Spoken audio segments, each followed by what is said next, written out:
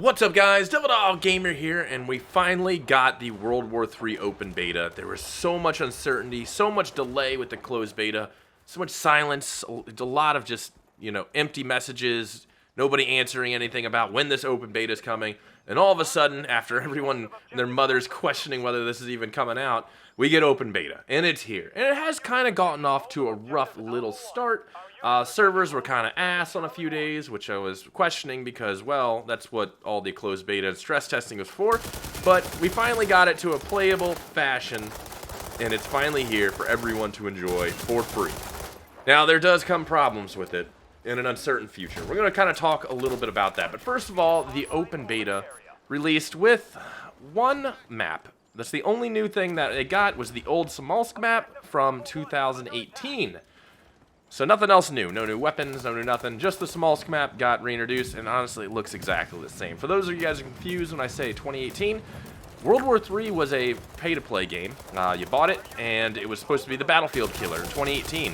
And it kind of died out, and suddenly, they got one content update, which had, like, the Abrams and a Scar, and the game just died and disappeared and went dead. And then in comes everyone to rescue this game. We're going to make it free to play and things like that. Now, we got all excited. I think the roadmap showed like 2022 new stuff getting added. And delay after delay, we finally get a closed beta that extends forever.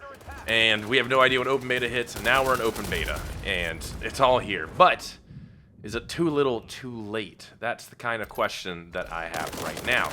So this game in 2018 was pretty cool. It was definitely cool. But now, we're in 2022, not much has changed, and it's kind of showing its age. It's a fun time killer. I'm going to say, it's not a bad game. It's not bad. There's nothing really bad about it. But here's the question that I have right now. Is it worth your time? See, money's not everything, especially to gamers. A lot of you guys have maybe an hour or more to play. You don't have 8 hours a day to dump into a game. Is this game good enough at 2022 to be worth an hour of your precious time? It's not even the fact that it's free. Is it worth your time now?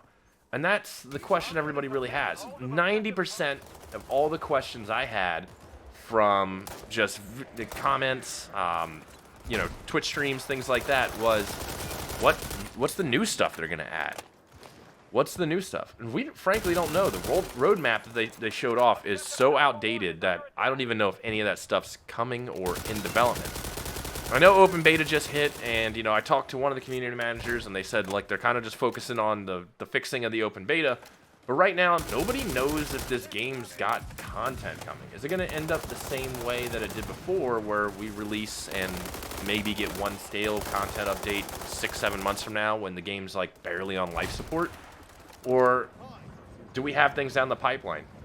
I 100% think that the most beneficial thing we could possibly have now that open beta, and there's 12,000 people playing it, is a roadmap immediately saying, this is what we're working on.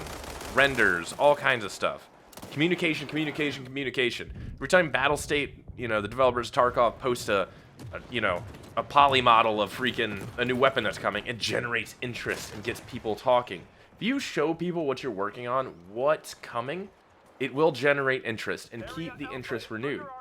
But if people spend, 2 days playing this and they're like, all right, well, I guess I'll see this game 6 months from now, and everyone has that idea and they don't know what's coming and they just forget about this game, it's not going to survive, dude.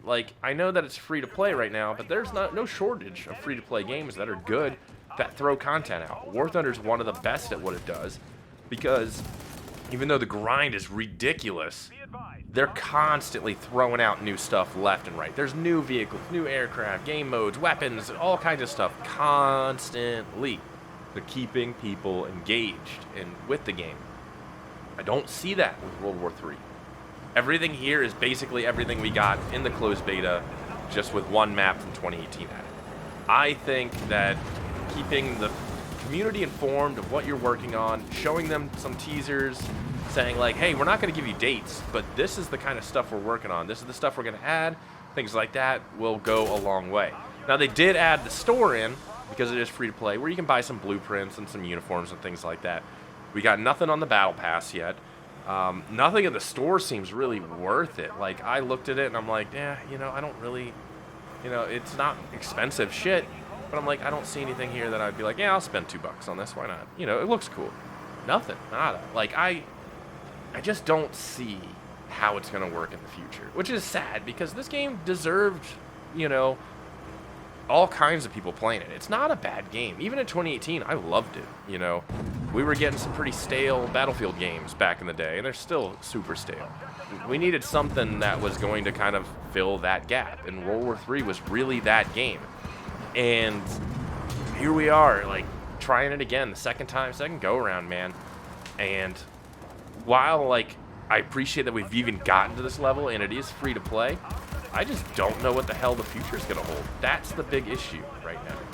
If they could just show off some content, say, this is what we got going on, there's going to be some of these things coming, new vehicles, new, you know, new weapons, new sights, just stuff for people to use, I think it'll go a long way. One of the cool things, though, is that leveling up and unlocking stuff is a lot easier. In closed beta, it probably took me, God, weeks of playing to even get to like level 30. So far, I've put maybe 2 days into it. I'm level 25, almost level 25 right now.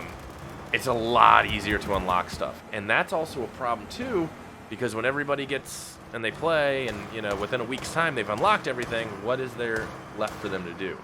That's one of the cool things about like a lot of progressive games when you start having to unlock sites and this and that is like working through to unlock them and then being like, oh, now I get to enjoy it.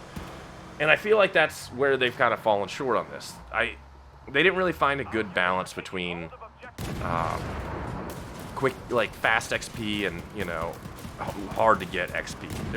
There's not really a fine balance. In the closed beta, it was hard to get XP, and it took a while to level up. Here, it's just almost too easy. Like, 3 days of playing the game, and you might just be level 50 with everything unlocked and stuff like that. I just think they need to kind of tweak a little bit of things right here. But I want to know what you guys think. Do you think this is really gonna go the same route it did before? Do you think them telling people what they're working on and you know, what kind of guns, gears, maps they're kind of working on, like kind of a roadmap, but not a timeline, will help improve not only the continued player base, but just people remembering this game? Because like right now, most people I know aren't playing it because it's the same game they played in 2018. They're kind of just at that point like, hey, I've invested enough in this game, and you know, I've played it a ton. I played it in closed beta. I really don't need to play the open beta. I want to know what you guys think, because right now the player numbers are popping, and I think right now is the time to capitalize on that and absolutely, you know, get people interested in the future of this game. And I think that's absolutely what they should be doing right now. Bug fixing, sure, but capitalize on this player base, on these numbers. Show the people what you got coming. Keep them interested in the game. But anyways, boys, let me know what you think down in the comments below. I'll talk to you guys later. Peace.